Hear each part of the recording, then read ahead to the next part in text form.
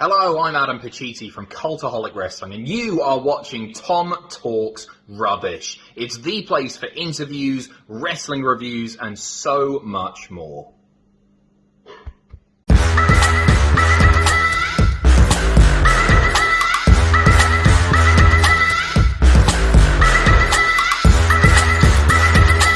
Sure, you subscribe to Tom Talks Rubbish. I highly recommend you subscribe here first.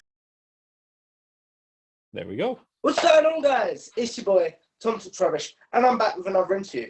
This time, I'm joined by Andy H. Murray from Whatculture. So welcome to the show, Andy. Thank you very much, Tom. It's my first time doing any kind of interview or anything like this, so thanks for having me on. I'm looking forward to it. That's quite a cool place to start, actually. So, to peel the curtain back, I DM'd you, 2 months ago? Yeah, it was a while ago. So I'm really bad at checking my DM request folder on Twitter. For some reason, it just never factors into my head as something I should do, which is really terrible because someone might be trying to contact you for something cool like this. So when I was, checking it for the first time in 2 or 3 months or whatever, and I saw your message, I was like, yeah, of course, that sounds awesome. I'm sorry I missed you, buddy, but we made it work in the end.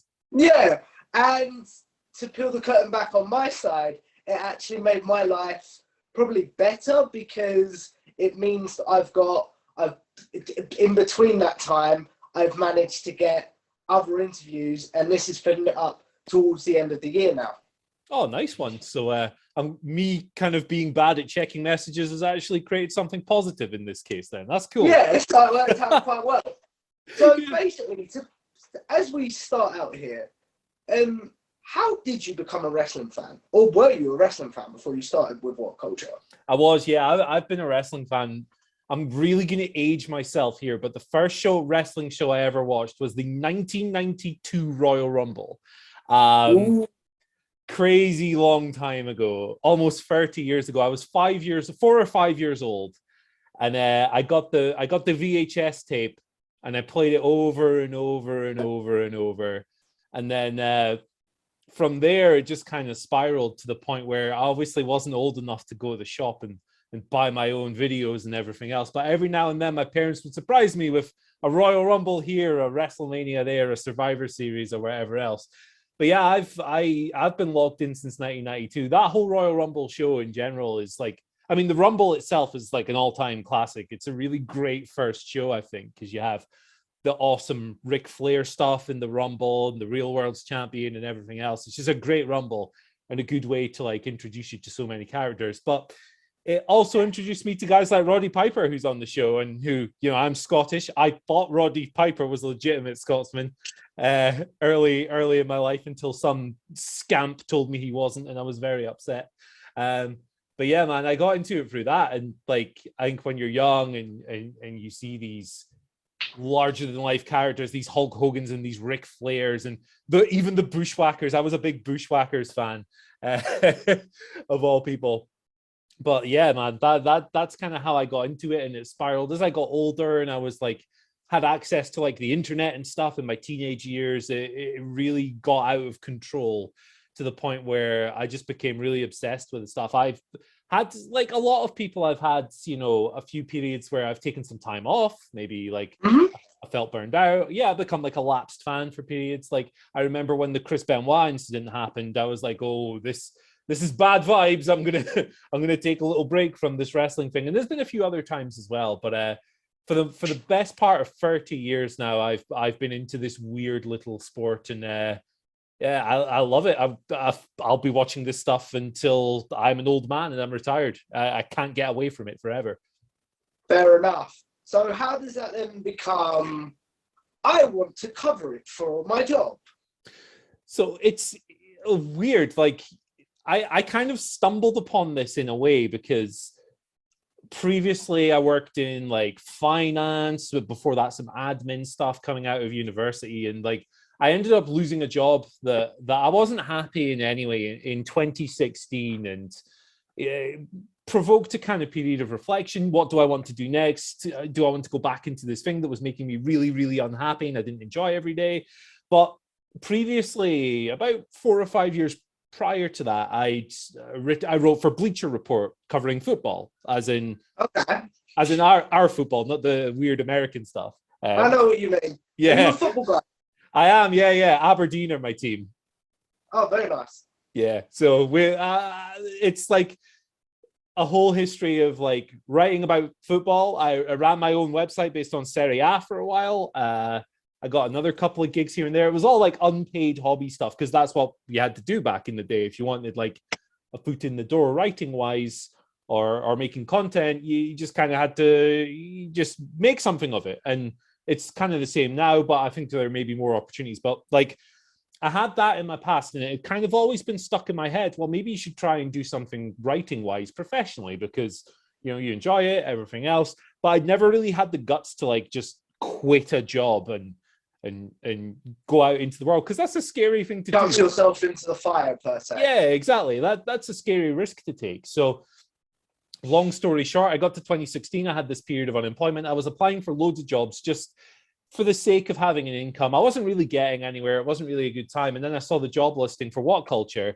and it was a website I knew already. I knew the YouTube coverage, and I loved the channel and everything else. And they were you still watching the product? I was, yeah. I wasn't quite as deep into it as I am now, but like I was watching wrestling. Like a lot of people say to us now, I was getting a lot of my wrestling stuff just from Whatculture. So when I saw this job listing, I was like, oh, this is really cool. I'm going to apply for this. But when I came in, the thing was I was going to write about football, I was going to write about music, and wrestling. Wrestling was going to be a thing that I would dabble in, but I didn't really know it would become the thing. It's just the way it worked out. I found myself engaging with people in the company who are really knowledgeable and everything else that really dived into it.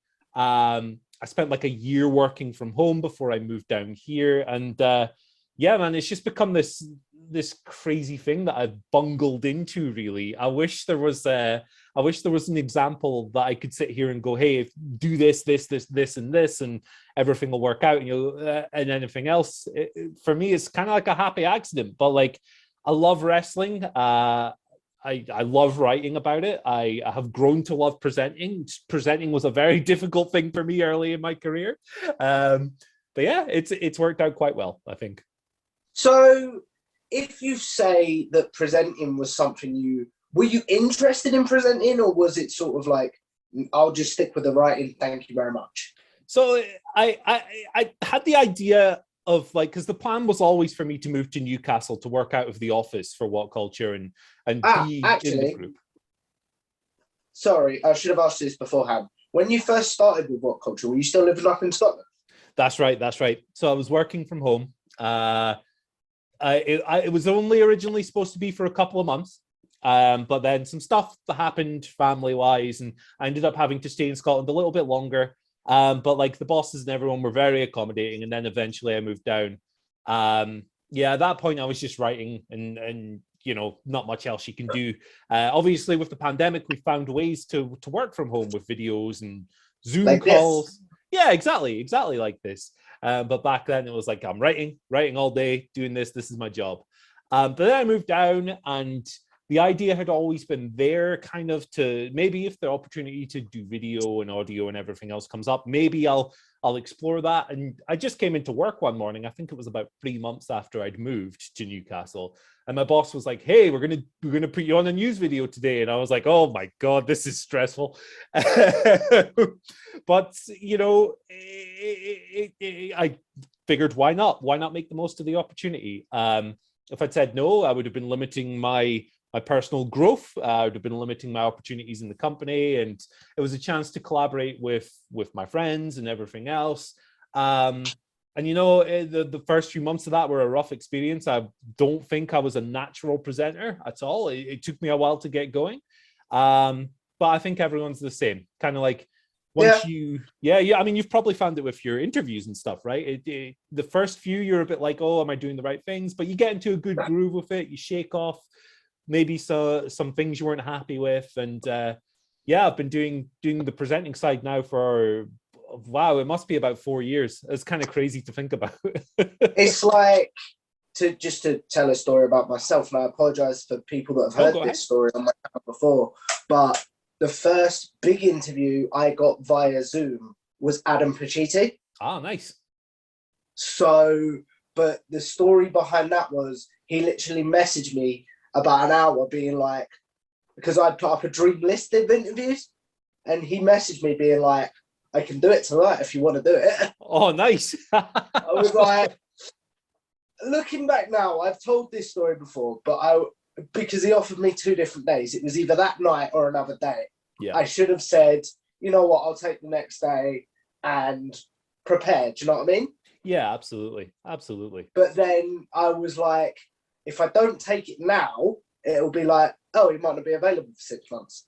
Yeah, there you go. There you go. And Adam's a nice guy as well, so I'm sure that helped facilitate the whole. That was amazing.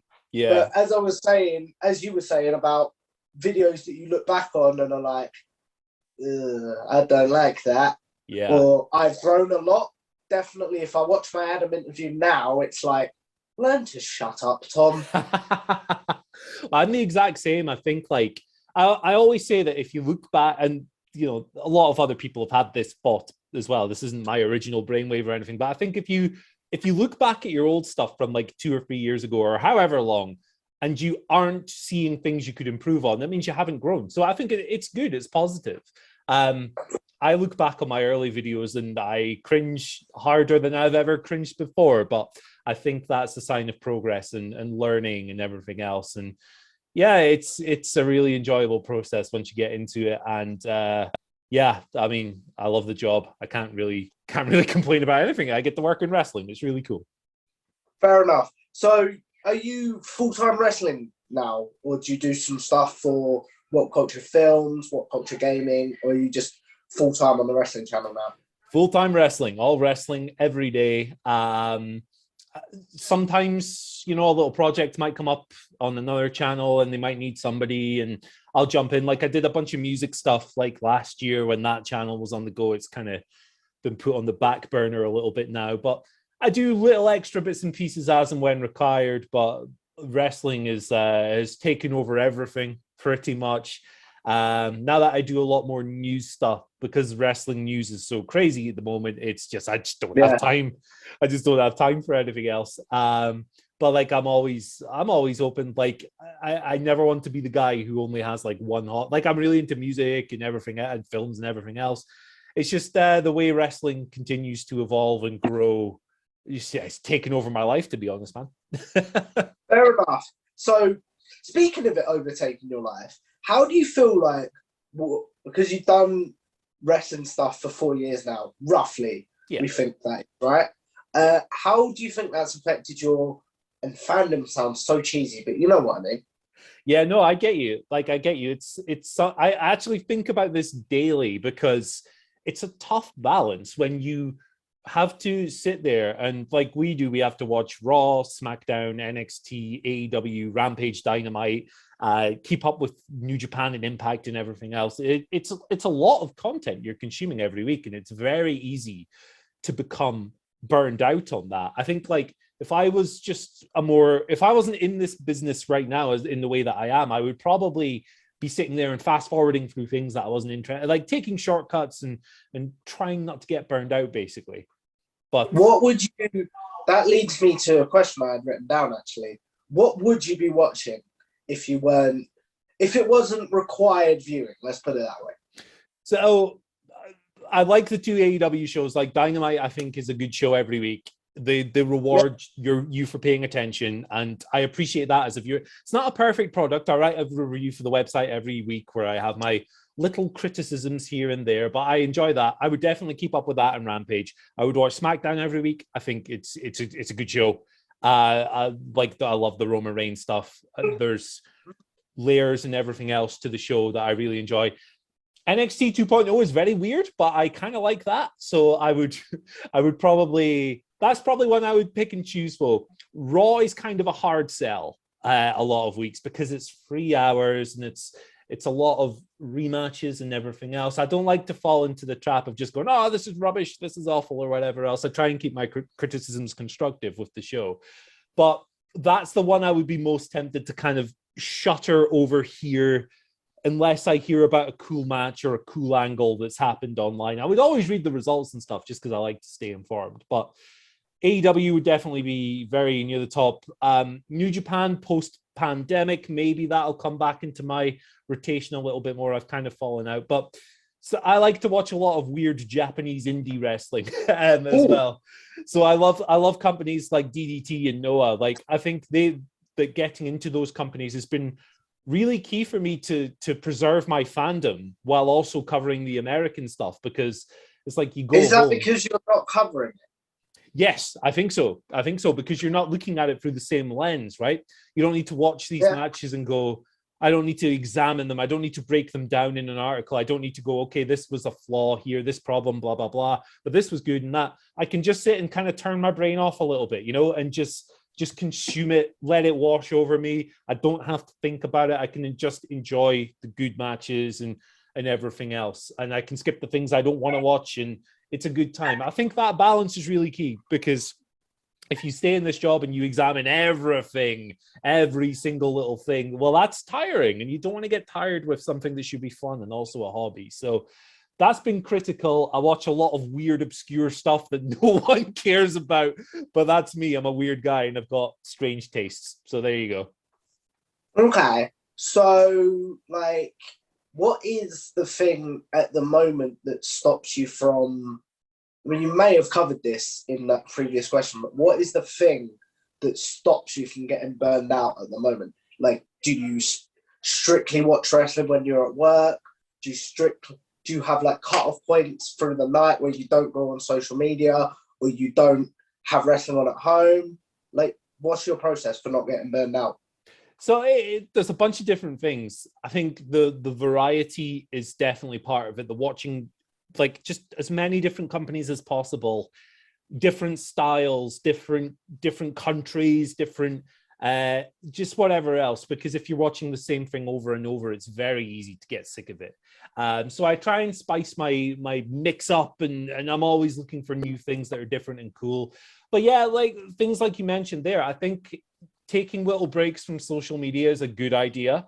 The stream of information these days is so exhausting, and I think it's a lot of I think that's what causes a lot of anxiety in people these days, is the constant connectivity and people swearing at you for having an opinion and all this stuff. Yeah. So at night, like I usually turn my phone off at about 9:30, 9 o'clock thereabouts. I don't touch it after that. When I'm watching wrestling, I try to either watch it on my lunch break at work, like additional wrestling that I'm not watching for coverage. I'll watch it at work. I'll watch it just before going to work. I usually get up really early and I have like an hour and a half to enjoy myself and relax. It's like you messaged me at 5:30 this morning. I was like, yeah, man, wow. I'm a lunatic, honestly. I get up at about 5 every day. It's just what I've done. It's a good habit for me personally. It doesn't work for everyone. Most people aren't like that. But yeah, I do try and set little limits. I like when I come home from work, I will sometimes sit and watch a few matches or whatever. Or if there's a big show been on that I've not seen, I'll stick that on. But I like to have my quiet time. I like to sit on the sofa with my girlfriend and watch trash on television and play video games and stuff. It's very important to take little breaks. I think the advice I could give anyone if they're feeling burned out in any capacity is to just do that. Disconnect for a little while and come back with a fresh mind. Twitter is a demon for sapping energy. That in particular, take breaks from that and you will enjoy yourself a lot more, I think. 100% agree. Only thing I use Twitter for now is to promote my YouTube stuff and to get people like yourself to hopefully come on. It's a good move, man. It's a really good move. It can be detrimental for your mental health, really, Twitter, and there's so much things flooding at you all day. I'm at the point where I'm pretty good at flushing these things out, like when you have loads of notifications and stuff, but sometimes you do sit there and you look at everything and it's just, human beings weren't meant to mess with this kind of thing. So sometimes we've just got to step back, haven't we? Yeah. So what is it currently in wrestling that like, I know what shows you'd watch, but what is it in wrestling that you're currently enjoying and you're like, I'm so lucky I get to cover this for my job, sort of thing? Yeah, I think the continued rise and growth of AEW, particularly over the past few months, has been really cool in general from both a fan's perspective in me and the coverage perspective, because we spent so long, the best part of 20 years, just thinking there's never going to be another second company that's going to come along and have financial backing and do things differently. And now we have one, and it's good. And they're bringing in people like Bryan Danielson and CM Punk and Adam Cole and all these other great signings they've made. That's been really gratifying. It's not even from a, hey, screw WWE perspective. It's just having something different to enjoy, and a place where wrestlers can go and do different things that might not be possible elsewhere. And I've really enjoyed watching that and covering that, and having like Danielson in particular is the guy I'm really loving at the moment. I've said this before. I think he's one of the greatest. Me too. Yeah, man. Yeah, I think he's one of the greatest wrestlers of all time. I genuinely do. And him was so fun. It was brutal, wasn't it? It was absolutely brutal. I loved it. I was sitting there watching it on my iPad at like 6 a.m. after waking up. It was a great time. I was like, because for me it was like, oh shit, I'm going to play basketball in a minute, but I want to go watch Suzuki, and because that was my first exposure to Suzuki, actually. Yeah. Oh, really? That's cool. That's cool, man. Like, because I'm not really a New Japan guy. Yeah, I hear that. So like, it was literally, I've seen what he can do, and Bryan Danielson. Yeah. I've got to get used to calling him that now. It's so hard, isn't it? It is. You've got to rewire. Like, I call people their wrong names all the time I call Miro Rusev all the time.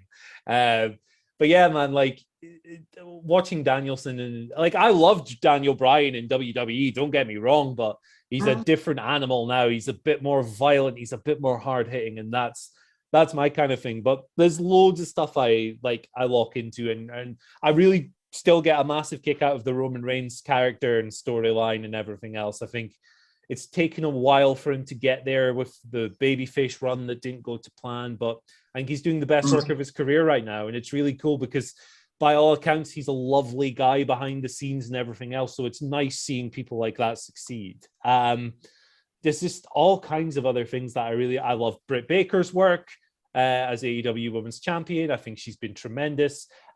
Serena Deeb, I really enjoy her work.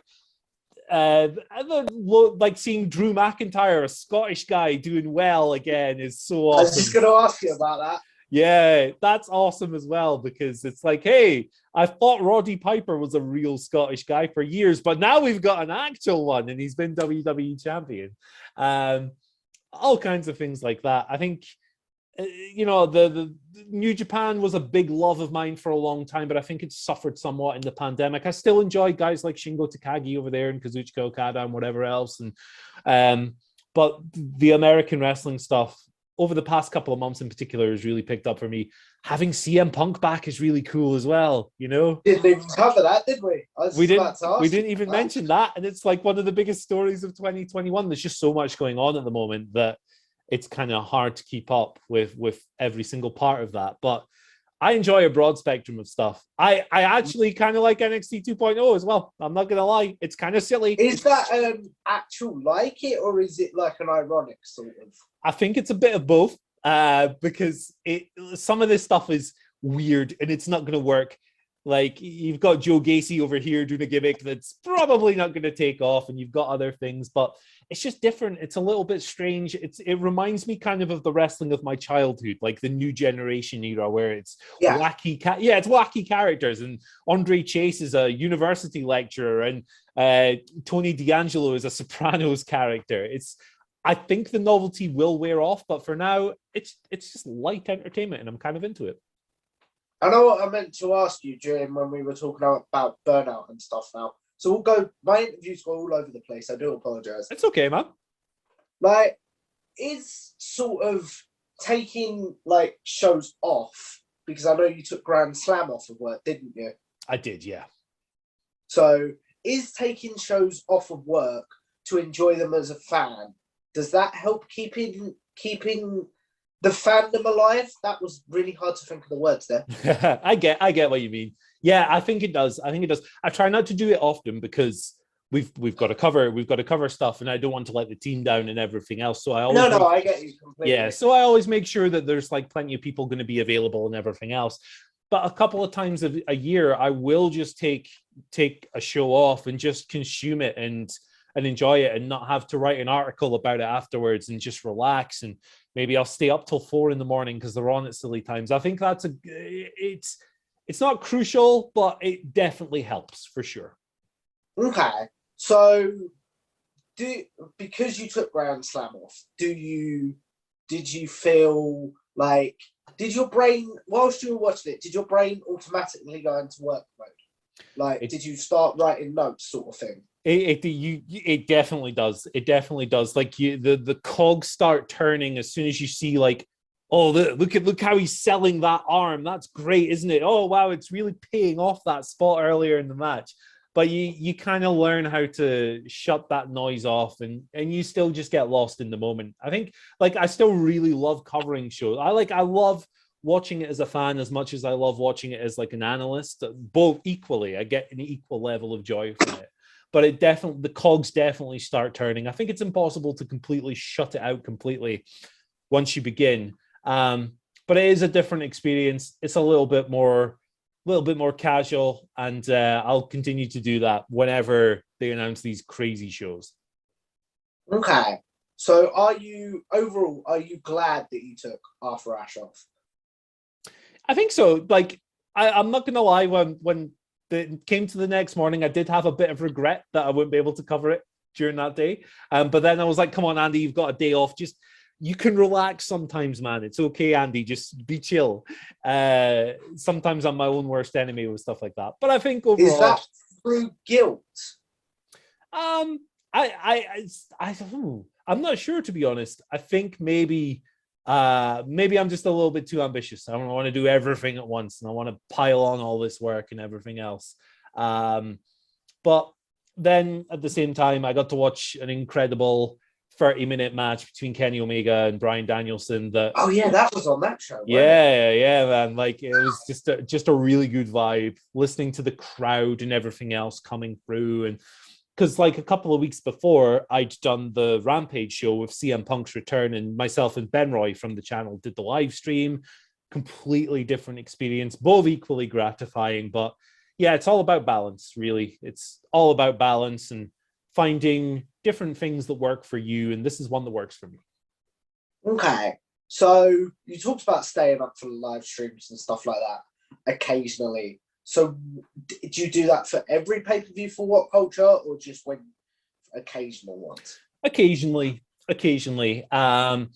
Usually Adam Wilborn and Phil will do the live streams for WWE pay-per-views, and we kind of do AEW shows, see who's available. It's not usually a set pattern, but I sometimes put my name forward. It just depends how energetic I'm feeling, because it takes a lot out of you to be kind of engaged and active on camera for 4 hours or 5 hours. Oh, yeah. For some of these.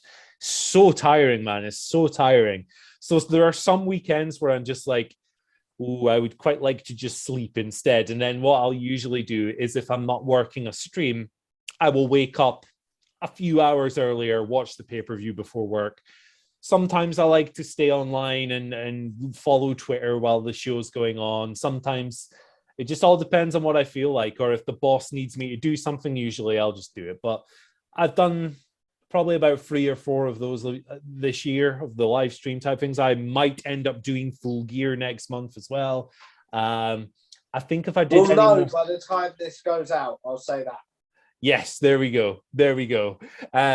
So, yeah, I think if I did any more than that, I would drive myself insane, because I love sleeping. But it's a good balance. What routine do you get in when you know you're going to be up? Because it's 1 a.m. they start in Yeah, UK, right? That's right. So do you, like, go to bed for a couple of hours and then wake yourself up? Or do you stay up all night and then sleep the next day? Or...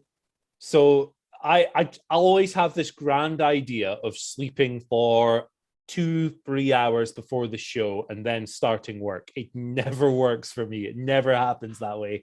I'll get to about 8 o'clock, 9 o'clock, and I just won't be tired because I'm excited to watch a show. And and have fun with my friends and everything else. So my routine, and this might not work for everyone because it's kind of nuts. I just stay up. I drink a couple of cups of coffee before I start, so I've got a good bit of energy going. I stay up all the way through the night. I finish my work at like 6 or 7, whenever we get out of the office after the show. And then I will usually sleep till about midday, thereabouts. So I'm still getting about 6 hours of sleep. It's not bad. It's enough. And then usually when I do it that way, by about 9 or 10 o'clock, I'm wiped out. I'm good to go.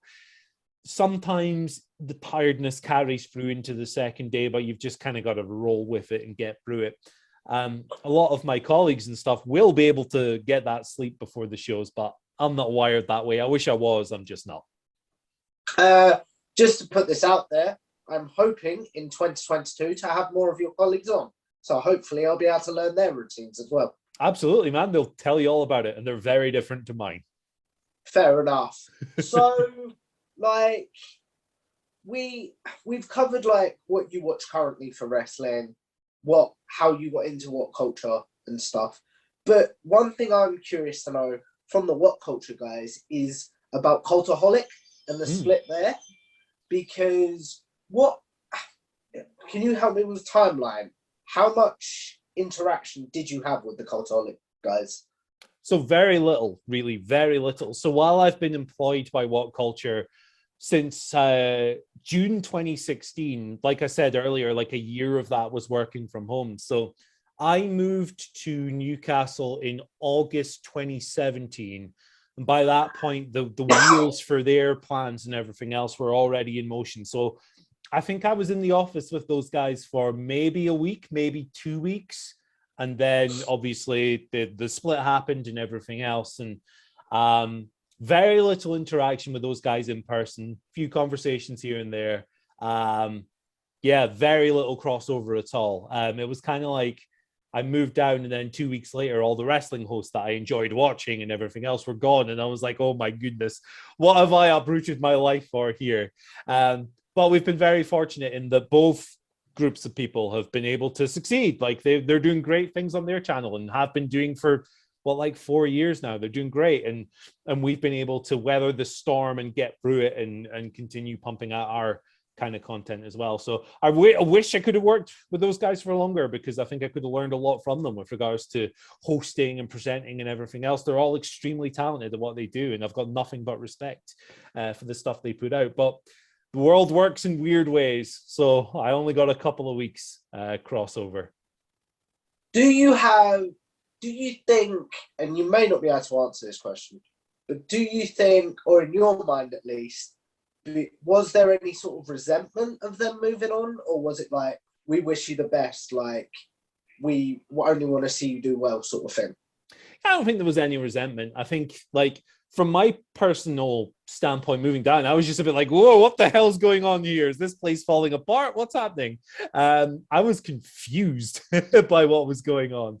But like, we're talking about like an office full of friends and everything else. There were people within the office who would have known about what was going to happen and everything else. So certainly not a sense of resentment. I think early on it was quite difficult with people who were like viewers and stuff who were understandably like, oh, where have all my favorite hosts gone? These new guys absolutely suck. And that was kind of tough to deal with for a little while, but certainly not. Like I've spoken to like Pacitti a couple of times since then, like when we've been on nights out together and everything else. And I'm sure I'm sure I bumped into another couple of guys along the way, and we all get along fine. I think put it this way, everyone who was in Whatculture working with the Cultaholic lads is still friends with the majority of the Cultaholic lads since they moved on. So no resentment or anything like that. They obviously had things that they couldn't do with Whatculture, that they wanted to go and do their own thing and branch out, and they've been extremely successful. They do great stuff. Like I said, nothing but respect for what they do. And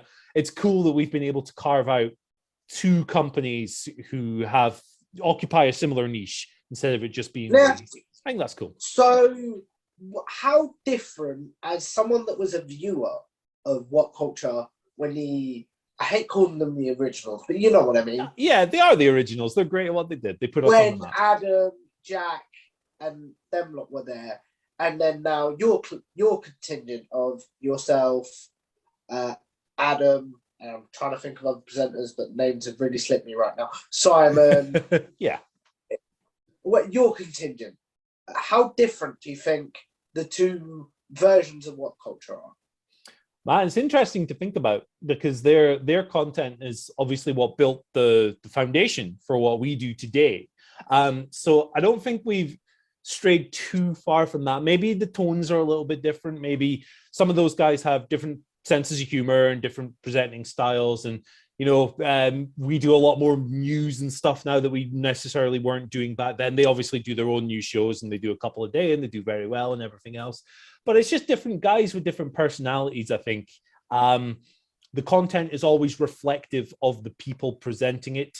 And personality has been a big thing for What Culture forever. It's personality-driven content, and it still is, and it's a big thing for them as well.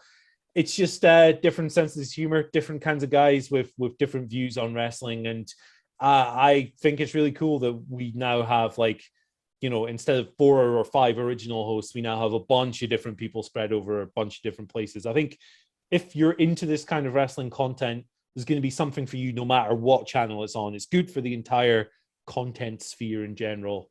And, I'm sure viewers of the channel will go, hey, I missed this aspect of the chat, and they're entitled to do so. But we just keep trying to do good by ourselves, and hopefully we're successful in doing that. Yeah, I completely understand that. As someone that's a big Cultaholic fan, but also a big What Culture fan, it's nice to have 2 options. Yeah, you can like both. I really hate, it's 4 years now. I really hate the occasional comment or Twitter notification someone will send going, hey, the dead channel, the old guys aren't there anymore. It's man, relax. The old guys are over here. What? Yeah, we still get that occasionally. It's man, they're killing it over there. You can watch their stuff and have a good time. And hey, if you like some of ours, come and watch ours. Just watch what you like and stop being weird, internet. Come on. Do you think, I think that's reflective of the wrestling internet itself. Yeah. Because as a football guy, do you believe wrestling promotion should be treated like how you would support a football club? Or do you think it's more, I'm trying to think of another way that you support something. I understand what you mean, with team sports like football and the NFL or whatever else. It's a tribal thing. It's hey, screw everyone else. I've been a football fan all my life, so I can relate to that. But with wrestling, I think it's a little bit more difficult because it's a scripted TV show, isn't it? It's dramatized, it's theater and everything else. It's kind of like going, I really love EastEnders. I hate Coronation Street. Screw those Coronation Street fans. It's a little bit strange to me when we assign that level of tribalism to wrestling. I think one of the downsides of competition emerging, and I don't blame either company for this, it's just a byproduct of what happens when you have a monopoly for 20 years and then suddenly you don't, is that it has stoked up this thing where fans are just throwing insults at each other, and you got stan armies on both sides getting really weird, throwing abuse around. It's a side of the kind of discourse, the discussion of wrestling that I really don't like. I try not to get involved in it. I never hide when I think something is good or bad. If I think something didn't work, I'm going to constructively criticize it, and I'm not going to listen to the people who are going, you're biased, this was great, this thing sucked, you suck, Andy Murray. I don't listen to them in general. But yeah, it's something that I don't have much faith in getting better. I think it's just how human beings engage with each other online in general. But, you can mute people when they annoy you. That's what I do quite often. Unfortunately, it's just how social media works. Yeah. So as someone that, and I may have got this wrong, as someone that was a fan during the Attitude Era. Yeah. How, if social media like Twitter and that was about, do you think the tribalism would have been as bad or maybe even worse during the Attitude Era? Oh man, I think it would have been even worse, honestly, because today some people don't like AEW or WWE taking little shots at each other and doing little things, but it was so much more explicit back then when you had Eric Bischoff having Tony Schiavone spoil matches and things like that going on Nitro and Raw, and they were in DX were trying to invade in their Jeep on that episode, and the things that companies were throwing at each other was so heavier, and the competition was on a closer tier as well. Like Raw and Nitro were going head to head, and everything else, like Dynamite's not really in a position where it can challenge Raw or SmackDown every week. If it was, I think the voices would be loud. Honestly think it would be worse. Like back in the Attitude Era, we had like message boards and things that were populated with wrestling discussion, but my knowledge and I was never a massive message board guy, so I can't say if they were as tribal as social media is now. But I think it'd be a lot worse, man, honestly. Like Eric Bischoff was absolutely cutthroat back in those days, and controversy creates cash and all that, and Vince McMahon was more than happy to oblige. So I think it would be stressful. And at time of recording, Eric Bischoff seems to be kicking up more audits test at the moment. Yeah, he loves it, doesn't he? He can't keep his hands away from the controversy jar, Eric Bischoff. You know, when he came on AEW television, he's been on like 2 or 3 times, something like that. Why, I want to say. Yeah, I've just been like, okay, well, I mean, I don't think this is necessary, but it's cool that him and Tony have made up or whatever. But now he's just shooting left, right, and center. I think he's trying to drum up attention. He's a controversy guy. He literally came up with the phrase, but it's been kind of fun to watch, but I kind of hope it doesn't go any further because it brings out the worst in people.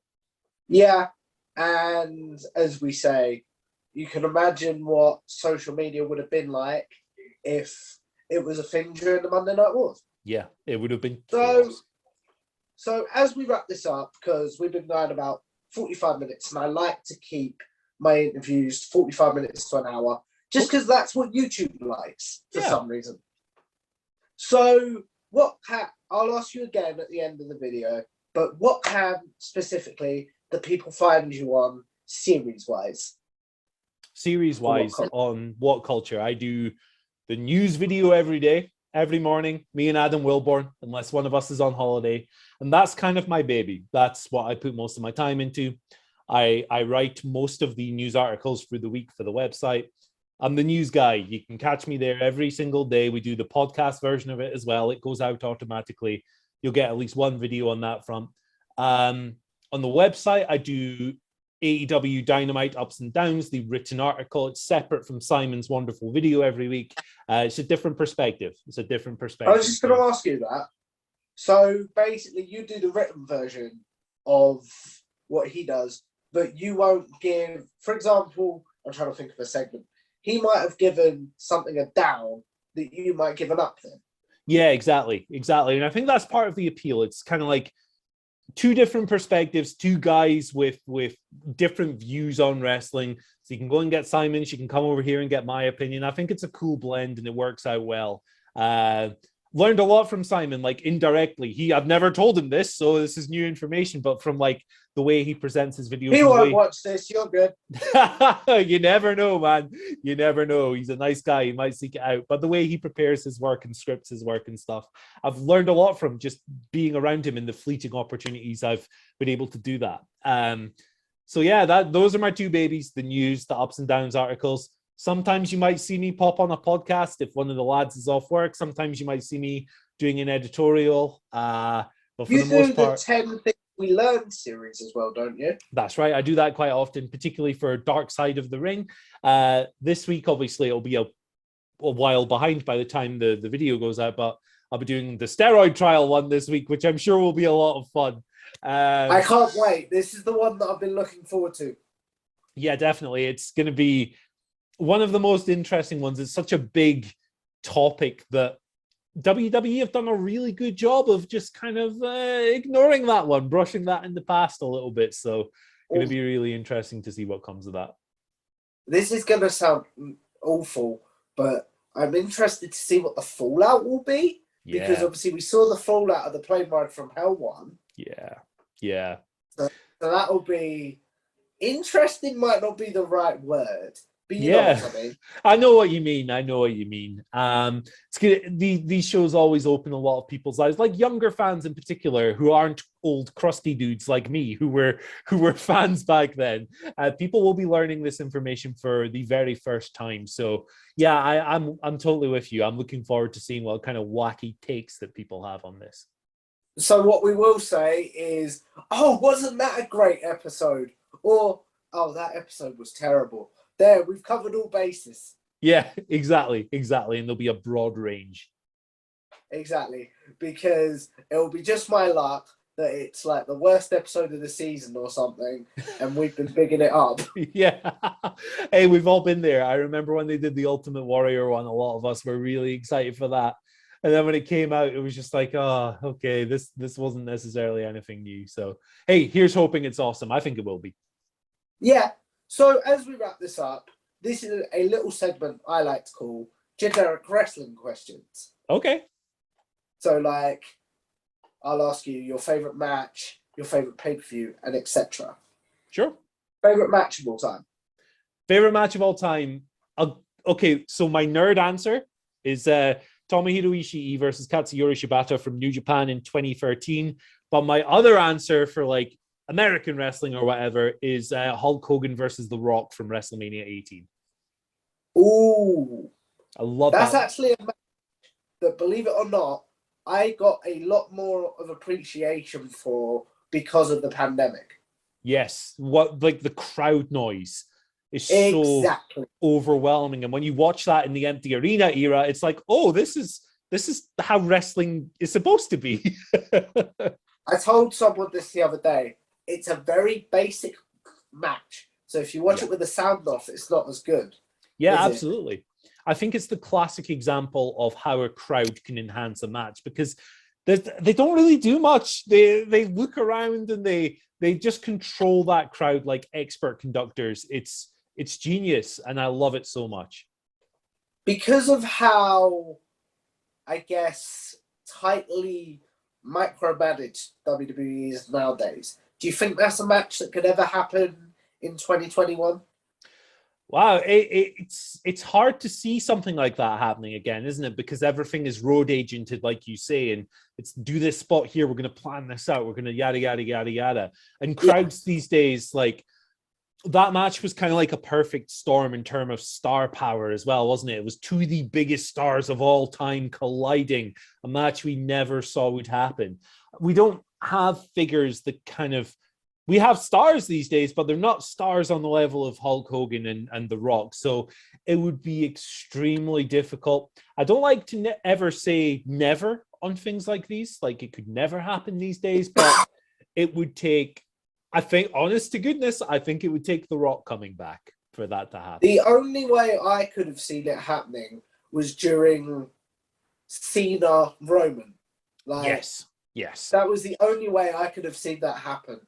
Absolutely. Like, all of a sudden, they booed Roman for years. They start cheering him, and they just boo Cena mercilessly. Exactly. That would have been a great spot for it to happen. But hey, we got a cool match from those guys anyway. So yeah. So, favorite pay-per-view of all time?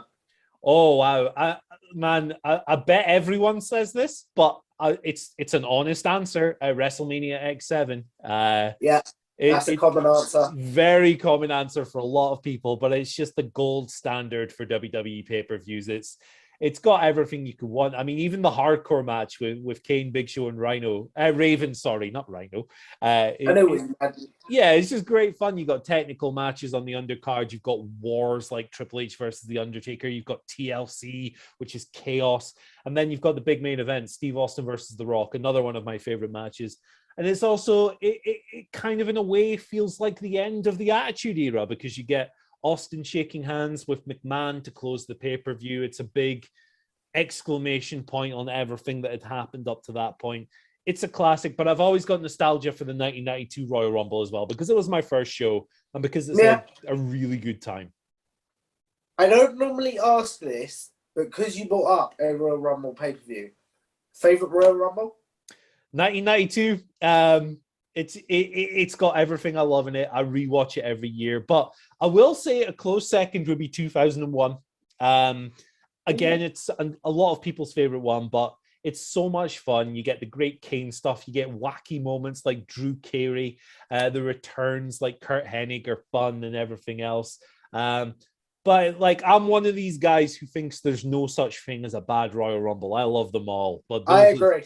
Those are the ones that's like the past couple of years have been brilliant as well. I love this year's men's one and the women's one in particular.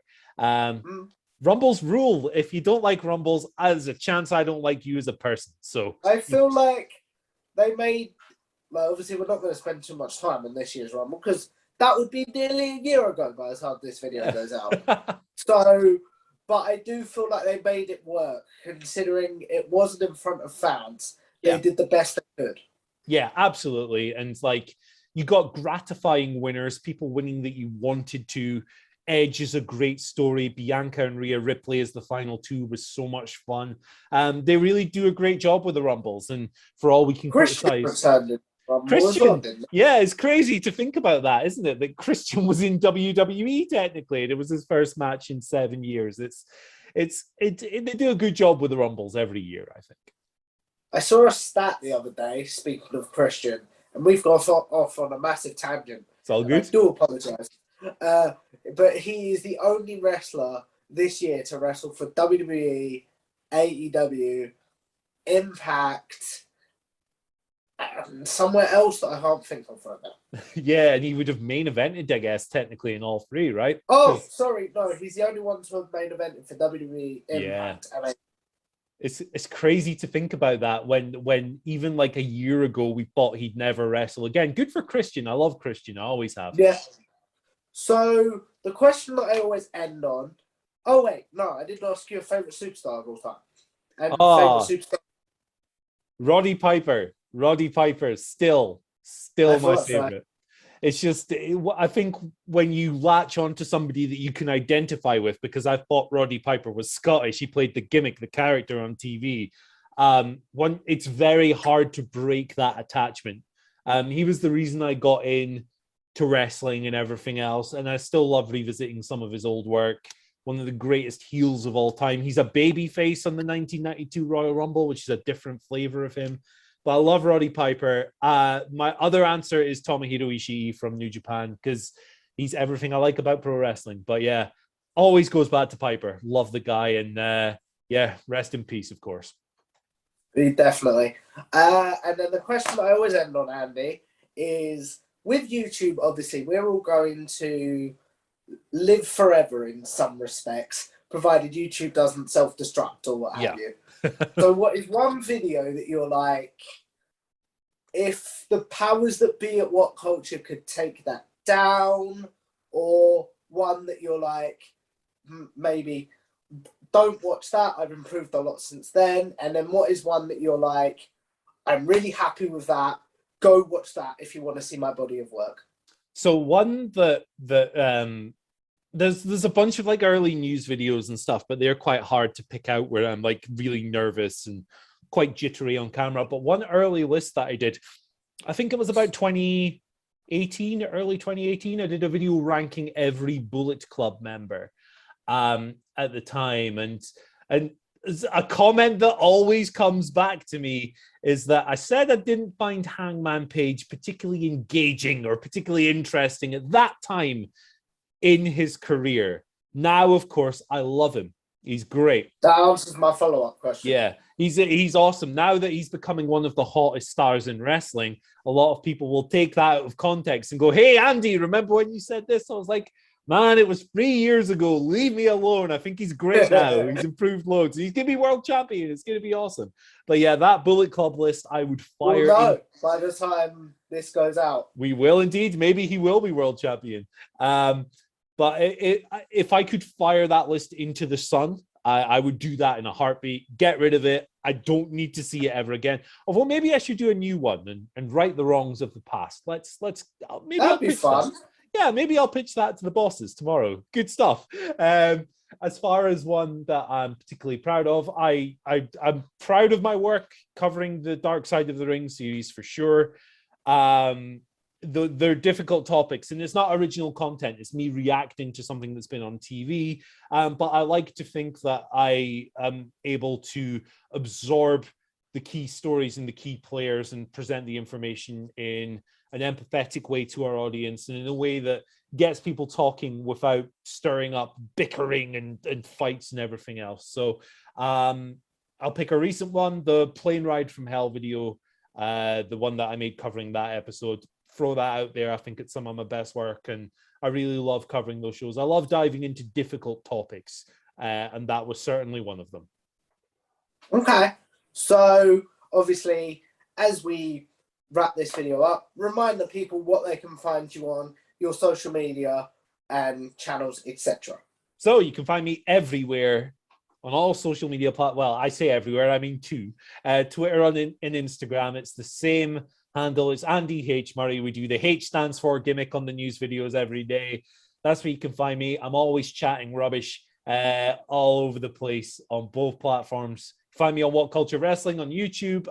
Every morning, Monday to Friday, hosting the news video. Sometimes you might click on a voiceover and it'll be my Scottish accent ruining your day. Sometimes you might see me on an editorial, but you'll find me on the website as well, whatculture.com/WWE. I write a lot of news articles. I write the weekly Dynamite review.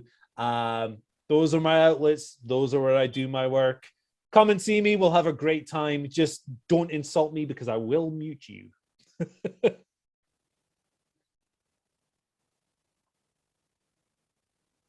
Cool, man. So do you want me to stop this recording and send it over to you? Yeah. Tremendous. Yeah. All right.